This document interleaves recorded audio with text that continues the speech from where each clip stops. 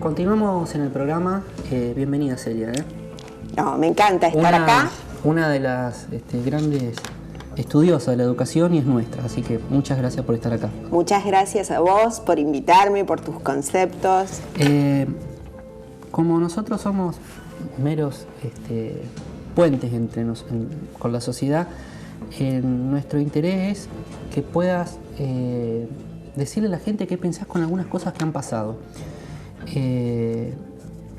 Por ahí se me enoja gente, yo digo que estamos frente al peor ministro de Educación a nivel nacional. Es muy fuerte decirlo así, por ahí parece demasiado, pero es lo que yo pienso a partir de cosas que he visto todos estos años. Me parece que estamos frente a uno de los peores, pero yo capaz que no estoy a la estatura para poder decir semejante afirmación, así que te voy a pasar algunas opiniones del ministro para que vos me digas qué pensás, que has estudiado tanto sobre educación. Vamos al primer video, director, sobre una opinión que daba el ministro Bullrich en Choel, en el sur del país, en un lugar muy sensible respecto de la campaña del desierto. En su discurso, Bullrich comparó el hecho de la inauguración con la campaña al desierto. Esta es la nueva campaña del desierto, pero no con la espada, sino con la educación. Podemos hacer los canales de riego, podemos aumentar las hectáreas a producir, podemos generar los avances sanitarios necesarios, pero sin profesionales que multipliquen eso que hacemos, no sirven de nada, porque no estamos poblando este desierto. Y ustedes hacen que esto no sea un desierto, y eso es lo más lindo. Escuchaste al ministro, Celia, ¿qué opinión se puede dar desde la educación? Bueno, la verdad es que el ministro nos enfrenta con expresiones que nos parece mentira que se escuchen en la actualidad.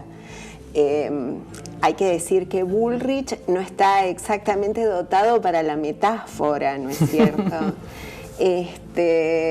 ¿Qué decir de esto y de otras cosas que el ministro ha dicho? Se ha entendido que fue un genocidio realmente. No, la campaña al desierto, la historia tiene una posición tomada, ha sido tremendamente, digamos, criticado, analizada la metodología que utilizó Roca, que fue tremendamente sangrienta. Ahora, los habitantes de ese lugar se deben haber sentido de alguna manera bastante subestimados. Pero sin duda alguna es una expresión, la que utilizó el ministro, tremendamente desafortunada, porque, insisto, la campaña al desierto es uno de los baldones de nuestra historia que significaron el exterminio del indio de una manera muy cruel, de manera tal que esto está probado, y además significó el enriquecimiento de una serie de familias vinculadas al poder que se repartieron las tierras, ¿no es cierto? Tuvo una base económica también la campaña al desierto. En un reportaje muy interesante que le hacen a Beatriz Arlo, dice ella por ahí, bueno, a mi familia no le tocó en el reparto tierras de las que se ganaron, entre comillas. Así que además el porteño que se acerca hasta ahí a civilizar, esa sensación me dio. Exactamente. Como que la gente que está ahí no está, no son compatriotas, son gente que hay que ir a educarla. Es muy duro, en el fondo hay una visión bastante seria en lo político también. Yo creo que esta gente cuando hablo de esta gente, hablo del ministro que encarna, digamos, un perfil del gobierno actual nacional basado en el concepto empresario, que es digamos, un estereotipo muy interesante a los fines de el desarrollo económico, pero es preocupante desde la perspectiva del desarrollo político o de la gestión pública, con una mirada que esté, digamos, sustentada en parámetros economicistas. El empresario por naturaleza es competitivo, productivo, el empresario es agresivo en relación a relacionar las cuestiones... El término productividad en educación. Claro, a relacionar cuestiones que tienen que ver con un desarrollo productivo, a homologarlas a otros aspectos de la organización comunitaria que no encuadran exactamente en ese modelo y que es muy peligroso. En la Argentina ya lo hemos vivido en la década del 90, es muy peligroso entender a la sociedad y tratar de organizarla exclusivamente desde la perspectiva economicista. No se quedó el ministro ahí, vamos a ver una segunda opinión. Tenemos dos opiniones más. ¿Cómo Queríamos realmente preguntarte a vos porque, insisto, es doctor en educación, una de las personas más preparadas que tenemos en la provincia de Santa Fe, ha escrito libros, para ver desde una perspectiva de la educación qué piensa el ministro. Vamos a ver el siguiente video, señor director. Lo que no tenemos que es dormirnos en la leyenda del sistema educativo argentino. Hay que cambiarlo. No sirve más. No sirve más. Está diseñado para hacer chorizos. Una máquina de hacer chorizos. Todos iguales. ¿Por qué? Porque así se diseñó el sistema educativo. Se diseñó para tener empleados en empresas que repetían una tarea todo el día, que usaban el músculo, no el cerebro. Usaban el músculo, no la cabeza.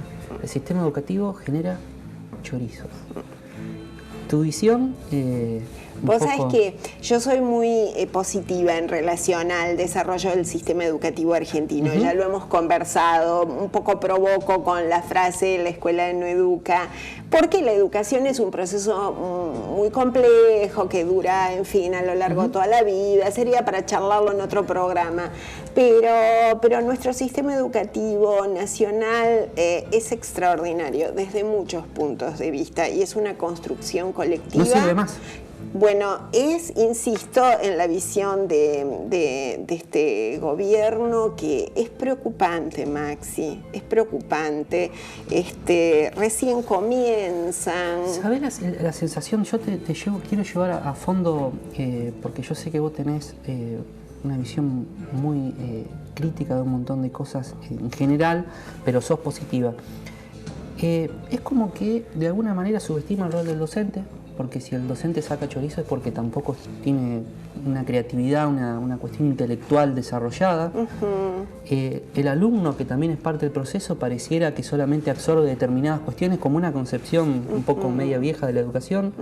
Soy ese paquetito, entro esa parte del chacinado y sigo. En el fondo hay como una visión medio...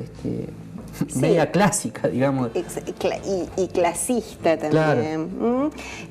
Yo verdaderamente no creo en revoluciones educativas. Los gobiernos que las, digamos, proponen o tienen un exceso de buena fe o sencillamente están mintiendo. En materia de educación siempre hablamos de procesos y de largos procesos. En realidad, lo que un gobierno hace por el sistema educativo suele tener sus resultados recién varios años después. En general, ese gobierno ya no está tanto para bien como para mal. Las intervenciones que se han hecho sobre el sistema, que han sido desafortunadas, digamos, se han podido ver a lo largo también de un proceso, de modo tal que grandes transformaciones nos Es un poco de marketing. Como nos propone el ministro, nos tienen que poner alertas, ¿no es cierto? Tampoco, o sea, se puede subestimar al sistema como sistema humano y sistema político. Naturalmente que hay que hacerle correcciones. Hay 1.200.000 docentes que no saben lo que están haciendo. Hacen chorizos. No además, se puede. Además un sistema que dicen era para un cerebro, era para cuando se usaba el cuerpo y no la mente. O sea, exactamente. Es como una subestimación muy grande. Tiene preconceptos que serían, digamos, muy... De hecho, hay en página 12 un artículo muy interesante que ha hecho Adriana Puigros sobre estas últimas evaluaciones que el gobierno nacional nos ha planteado como operativo.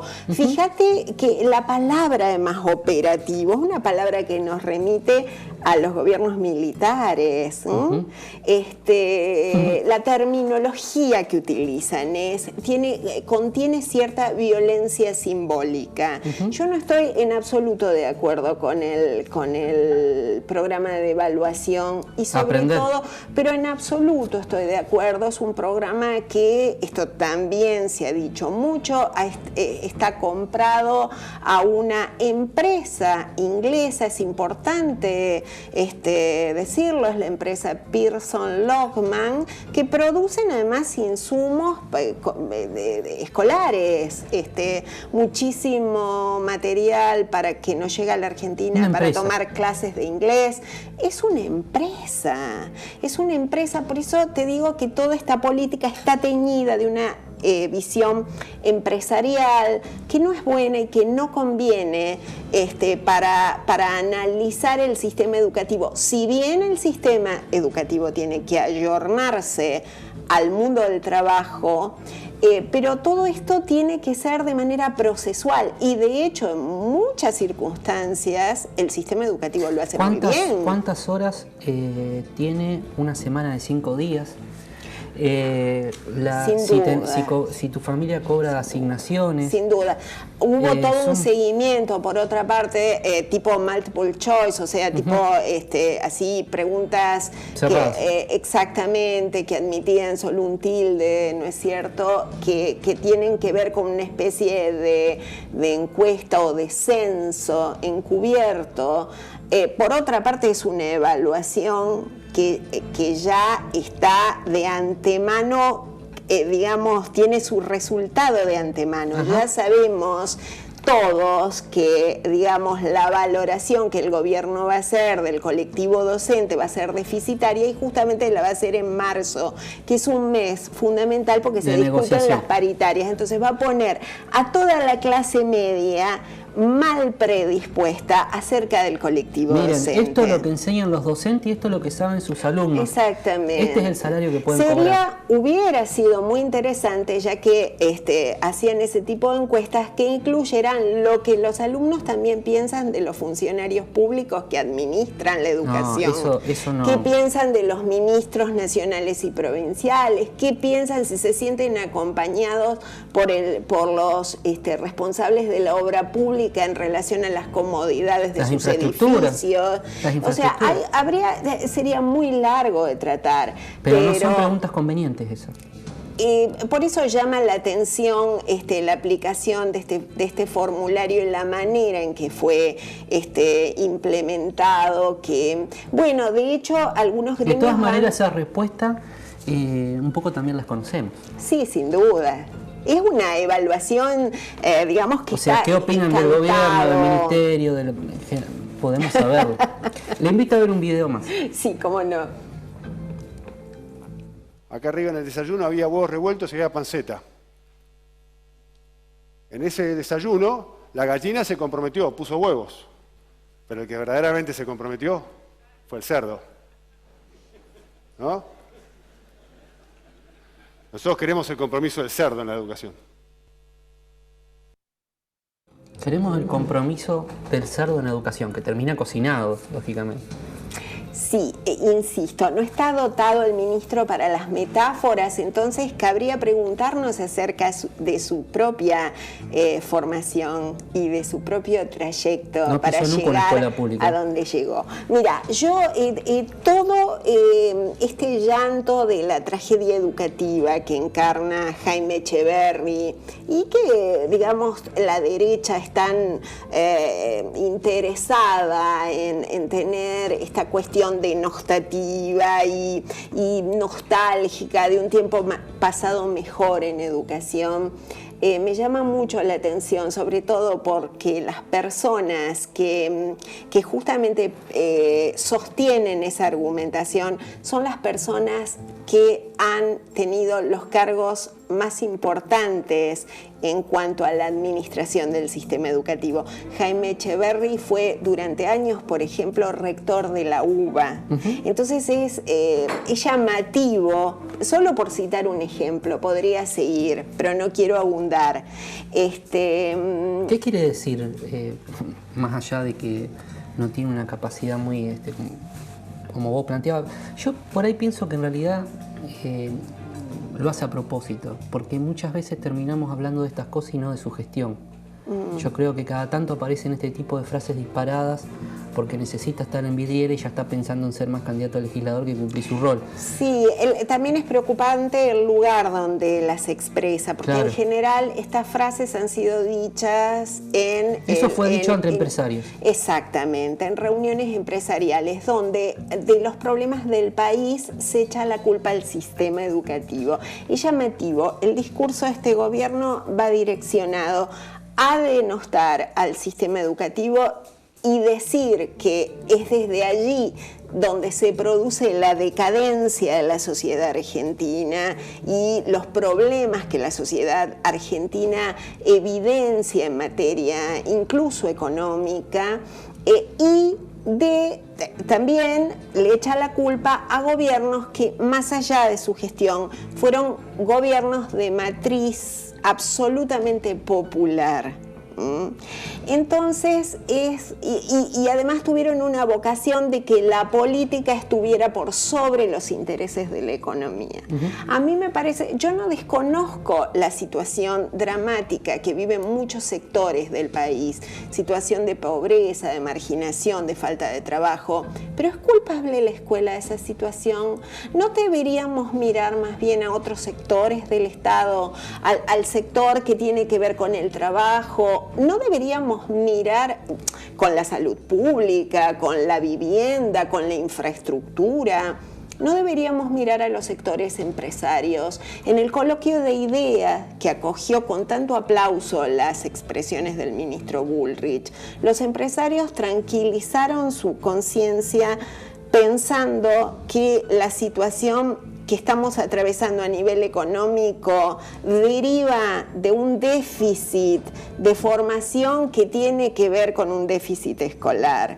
¿No sería interesante pensar qué nos está pasando en cuanto a las características de nuestro empresariado, en cuanto al tipo de trabajo que ofrecen o que deja de ofrecer nuestras clases más poderosas? ¿A qué hacen con la riqueza? ¿Si hay una reinversión en el país o no? O sea, me parece que hay Esas preguntas podrían haber aparecido también, ¿no? Sin duda. De aprender, pero no creo que las pongan porque sabemos mucho más, digamos, interesantes para analizar que no la simple posición de decir, claro, esto es la escuela y en general la escuela pública, porque hay un, digamos, convencimiento que está dicho sin ser expresado verbalmente, pero todo esto tiene que ver fundamentalmente con el sistema público. La gestión pública, estatal. Exactamente, siendo que la escuela y que los docentes en particular son, digamos, contenedores de una serie de situaciones que son muchísimo más delicadas y violentas fuera de la institución que dentro, en la medida de cómo las tramita la escuela argentina. La escuela hablando desde el jardín de infantes a la universidad. Celia, muy claro en tus conceptos, te agradezco muchísimo. Pasa volando el tiempo hablando con vos. Sí. Y de acá a fin de año te vamos a volver a invitar porque vamos a empezar a poner el ojo en la Ley Provincial de Educación que se está gestionando. Me encanta. Y hay proyectos que dan ganas de agarrarse la cabeza y hay algunos que están también muy buenos, pero vamos a empezar a hablar de acá a fin de año. Sí. El diputado del FRADE presentó uno que la verdad que tiene algunas partes que dan un dolor de cabeza, pero vamos a empezar a habor de acá a fin de año. Pero es interesante conversar. Hay buenas voluntades. Exactamente, yo creo que están hechos con muy buena intención y es muy bueno que la provincia discuta la posibilidad de darse una ley. Muchas gracias, Celia, te vamos a volver a invitar porque además, insisto, sos los más cercanos que tenemos y sabes mucho de educación y no es fácil encontrar a alguien que se haya abocado tantos años a estudiar, ¿verdad? Muchas gracias. Muchas gracias a vos, Maxi. Vamos al corte y vamos a hablar con el diputado Jorge Gen, que presentó un proyecto, el abogado de los niños. Y de otros, pero me interesa particularmente por lo que está pasando en el país, en la provincia. Un chico que mató una persona con 13 años. Vamos a hablar con el diputado Jorge Gen.